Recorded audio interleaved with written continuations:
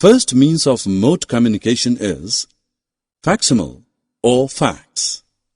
Actually, this is an electronic device that sends handwritten or printed messages like letters, diagrams, graphs, and sketches instantly.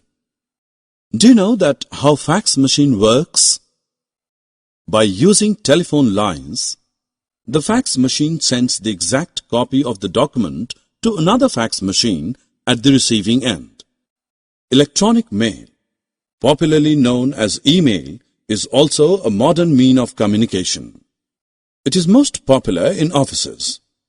It is a modern or advanced method of sending typed messages using computers and internet. These help to transfer the messages really fast, almost within few seconds. Voice chat and video chat are also means of modern communication through internet.